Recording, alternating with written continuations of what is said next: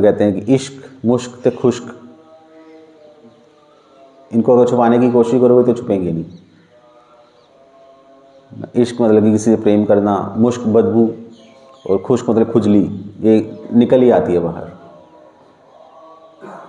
तो भगवान के जितने भी शुद्ध भक्त हैं, वो चाहे अपने आप को कितना भी दिखा लें कि मैं बहुत बड़ा फिलोसफर हूँ, पर फिर भी उनके हृदय की जो बात है वो बाहर आई जाती है, उनका मूड हमें पता चल ही जाता है।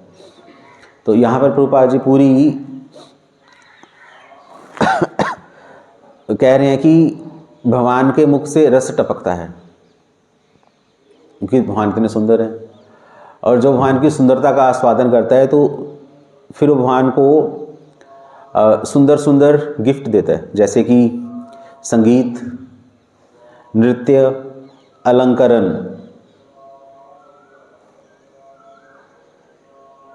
भगवान की प्रसन्नता के लिए संगीत होता है।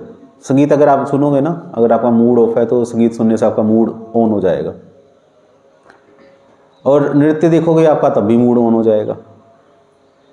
तो गोलोक प्रेम धन हरि नाम संकीर्तन, तो गोलोक में हरि नाम का संकीर्तन चलता रहता है, हरे कृष्णा महामंत्र का कीर्तन वहाँ चलता रहता है, जिसमें भगवान श्री कृष्ण और श्रीमती राधा रानी को आनंद देने के लिए ललिता, विशाखा आदि अष्ट सखियाँ भगवान के लिए कीर्तन करती हैं।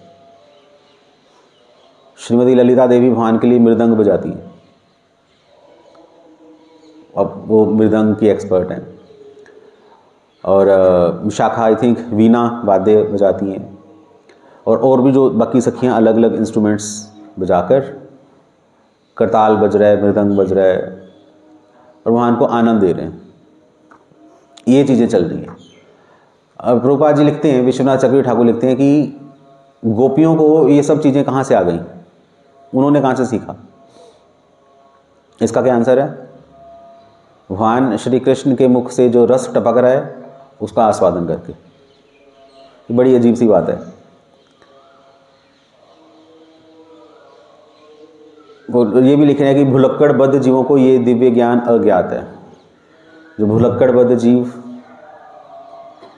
ये भुलक्कड़बद्ध जीव कहाँ पाए जाते हैं? कहाँ पाए जाते हैं? ये कहाँ मिलेंगे ये लोग?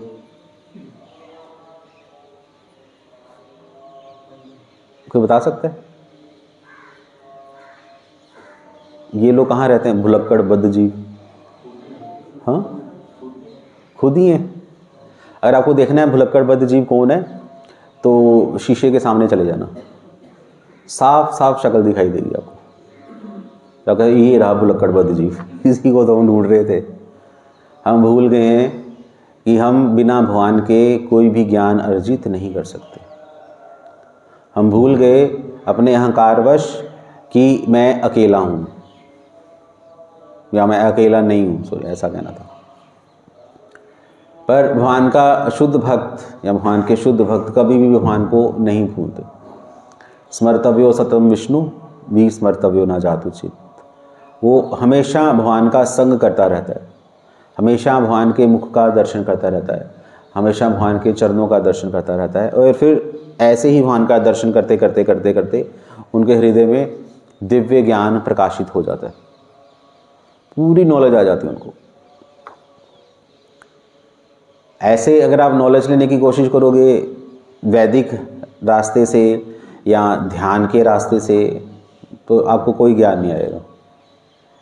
और अगर भक्तों के माध्यम से सेवा करते हुए भगवान के भक्तों का या भगवान के श्रीमुख का दर्शन करते रहोगे, एक न एक दिन आप जरूर शुद्ध हो जाओगे। आपके हृदय में वो सारा ज्ञान प्रकाशित हो जाएगा, वो सारी कलाएं प्रकाशित हो जाएंगी जिनको कृष्ण चाहते हैं। जैसे आपकी जो मान लो कि किचन है,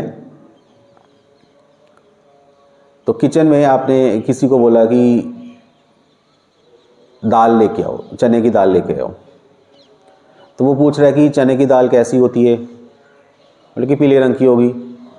तो किचन में जाकर 3 पीले रंग की दालें उठा के ले आया। 3 पीले दालें होती, पता है माता जी उसको पता होगा शायद। एक मूंग की धुली हुई, अरहर की और चने की। तो ठीक है, वो तीनों दालें उठा के ले आया, तो आपने बोला ठीक है ये वाली चने की है, ये ले आओ। फिर उसको बोला गया कि ठीक है नमक लेके आओ। वो पूछ रहा है कि नमक ऐसा होता है, सफ़ेद रंग का होगा। वो गया किचन में, 2 सफ़ेद रंग के पाउडर ले आया, एक बूरा चीनी थी, दूसरा नमक था। फिर आपने उसको बोला कि गाजर लेके आओ, वो गाजर की जगह मूली ले आया। कड़छी मांगी, वो चाकू लेके आ गया। आप उसको क्या बोलोगे? अब उसको बोले प्रभु जी आपका बहुत बहुत धन्यवाद, आपने मेरी बहुत सेवा की, अब आपका सेवा हो गया, अब आप जाइए, टाटा बाय बाय। आप किचन में उसी भक्त से सेवा लोगे जिसको किचन की स्पेलिंग आती है कम से कम, जो किचन में गया हुआ है, जिसको चीज़ों को पता है, जो आपकी हेल्प कर सकता है, उसी को आप सेवा में लगाओगे। जो आपकी हेल्प ही नहीं कर सकता, जिसको फील्ड की नॉलेज ही नहीं है, आपकी कोई सेवा नहीं कर सकता। ऐसे ही हुआ था, एक नया नया लड़का आया, यहाँ की बात नहीं है, कहीं दूसरे सेंटर की बात है। तो वो एकदम से चिल्ला पड़ा, प्रभु जी दूध उबल गया, दूध उबल गया, दूध उबल गया। तो मैंने बोला ठीक है गैस बंद कर दो। वो कैसे करते हैं मुझे पता ही नहीं। अब ठीक है, कई लड़कों को पता ही नहीं कि गैस कैसे बंद करते हैं। अब करना क्या, एकदम से पैनिक हो गया वो। तो फिर एक भक्त गया, उसने जाकर किचन में गैस ऑफ की। अच्छा, वो बड़ा हैरान हुआ कि ऐसे गैस बंद करते हैं, क्योंकि आजकल के लड़के किचन में जाते ही नहीं है, उनको पता ही नहीं कैसे करते हैं। तो इस तरीके से अगर आपको भगवान सेवा में लगाना भी चाहें हम लोगों को, तो भगवान लगा ही नहीं पाते, क्योंकि आता ही नहीं है। सबसे पहला सेवा, जो सेवक है उसका सबसे पहला गुण क्या है कि वो क्या कह रहे हैं भगवद गीता में श्री कृष्ण, याद है किसी को? भगवान किसको सेवा में लगाते हैं?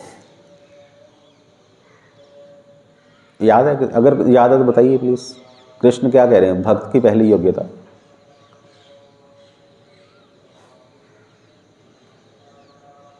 नहीं,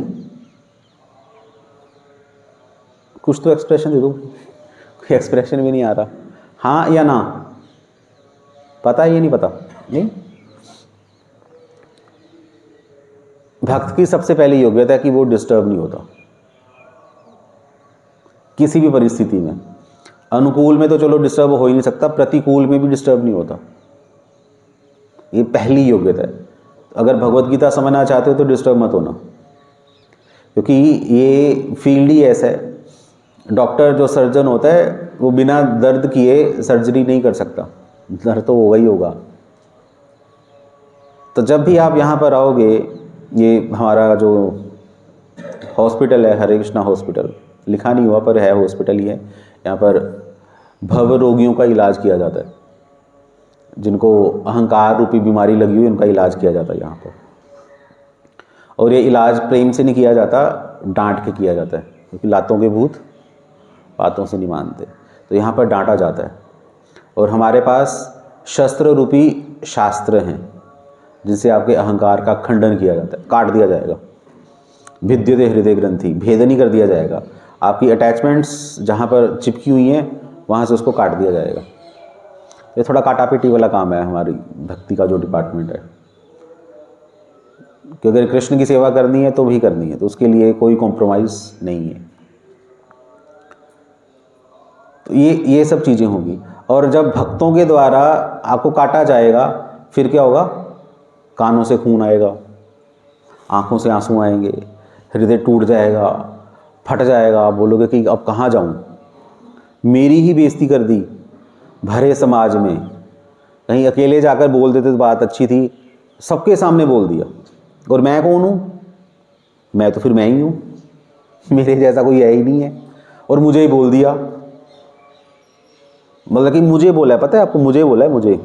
ये चलता रहेगा 3-4 दिन आपके मन में, और ये सोच साच के आप घर पे जाके बैठ जाओगे, बोलोगे मैं नहीं जा रहा मंदिर। उन लोगों को तो सेंस ही नहीं है, पता ही नहीं है, अक्ल नाम की कोई चीज़ ही नहीं है, कैसे किसी के साथ डील किया जाता है। पर नहीं, अक्ल उनको पूरी अक्ल है, तभी आपके साथ ऐसा डील किया जा रहा है। आप अभी तक राजा थे, जैसे ससुराल में बैठकर हम राजा बन जाते हैं। वो चल रहा है ना, वो क्या बोलते हैं, आओ भगत, कभी पनीर आ रहा है, दामाद जी आए हैं तो चलो ये है, दामाद जी आए हैं तो दामाद जी के लिए दामाद। तो यहाँ पर दामाद बनने का कोई फ़ायदा नहीं, और ना ही कोई आपको दामाद बनाने की इच्छा रख रहा है। तो यहाँ पर तो लीडर भी सर्वेंट है, वो भी अपने आप को लीडर नहीं समझ रहा, वो भी सर्वेंट है, और एक सर्वेंट आपको सर्वेंट ही बना सकता है। पर गुरु महाराज से किसी ने प्रेयर की थी कि महाराज आप मुझ पर कृपा करें कि मैं भगवान कृष्ण की प्राप्ति कर सकूं, जो कि आइडियल प्रेयर है, ऐसा ही गुरु से प्रेयर करनी चाहिए। तो गुरु महाराज ने बोला कि देखिए, मैं ये तो गारंटी नहीं लेता कि मैं आपको भगवान की सेवा में लगा दूं। हाँ, मेरी अप्रोच श्रील प्रभुपाद तक है, मैं प्रभुपाद तक आपको पहुंचा सकता हूं। उसके बाद प्रभुपाद देखेंगे कि आपको भगवान की सेवा में लगाना है या नहीं लगाना, मेरी अप्रोच नहीं है। क्योंकि गुरु महाराज अपने आप को क्या समझते हैं, एक प्रभुपाद जी का सेवक बस। वो भी नहीं लिखते कि दीन सेवक, सबसे दीन सेवक, दीनाति दीन सेवक। तो कह रहे कि बस मैं एक सेवक हूँ, बस ये सर्वेंट ऑफ श्री प्रभुपाद। तो ये भक्तों की योग्यता होती है, वो आपको भी भक्त बनाएंगे, आपको भी सेवक बनाएंगे। तो उसके लिए फिर सेवक, एक स्वामी जब सेवक बन गया तो फिर उसके अहंकार की कोई वैल्यू नहीं रहती, तो फिर दर्द होगा। अगर दर्द होगा तो फिर डिस्टर्ब आपको नहीं होना। जो व्यक्ति डिस्टर्ब हुए बिना भक्ति में आगे बढ़ता रहेगा वो सच में आगे बढ़ेगा। जो डिस्टर्ब हो जाएंगे वो खत्म हो जाएंगे। इसलिए जो भुलक्कड़ बद्ध जीव हैं, फिर वो जब हम लोगों के पास आते हैं, भक्तों के पास आते हैं, तो फिर भक्तों का संग करके वो लोग शुद्ध हो जाते हैं। तब फिर उनको सारा ज्ञान भगवान श्री कृष्ण से मिलना शुरू हो जाएगा, परंपरा के माध्यम से। ऐसे फिर ज्ञान उनके पास आता है। बाकी आप इसका तात्पर्य खुद पढ़कर आस्वादन कर सकते हो कि क्या लिखा है। हरे कृष्णा। श्रील प्रभुपाद की जय।